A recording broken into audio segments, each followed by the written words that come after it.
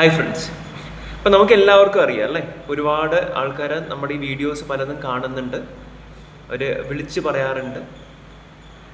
അപ്പോൾ ഒരു ചാലഞ്ച് നമ്മൾ തുടങ്ങിയിട്ട് ഇപ്പം ഇന്ന് 11ാമത്തെ ദിവസമായിരിക്കുകയാണ്.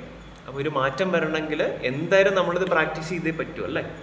ഡെയിലി നമ്മൾ നമ്മുടെ ചിന്താഗതിയിലും ആക്ഷൻസിലും പ്രാക്ടീസിലൂടെ മാത്രമേ അത് അഷ്യൂർ ചെയ്യാൻ പറ്റുള്ളൂ. ഞാൻ ഈ പറയുന്ന കാര്യം ചെയ്താൽ ഗ്യാരൻറ്റി ആയിട്ടും നമുക്ക് ഹാപ്പിനെസ് ആൻഡ് പീസ് കിട്ടും.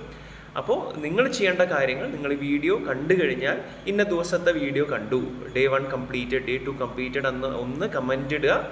പിന്നെ നിങ്ങളുടെ അഭിപ്രായങ്ങൾ നിർബന്ധമായിട്ടും ഒന്ന് കമൻറ്റ് ചെയ്യുക.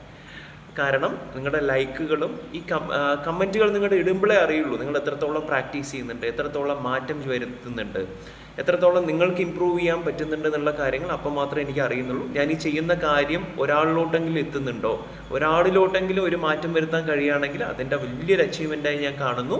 അപ്പം നിങ്ങളുടെ ലൈക്കിലൂടെയും കമൻറ്റിലൂടെയും ഒക്കെ നിങ്ങളുടെ ആ ഒരു അഭിപ്രായങ്ങളൊന്ന് അറിയിക്കുക, ആ ഒരു സന്തോഷം പങ്കുവയ്ക്കുക. Thank you so much.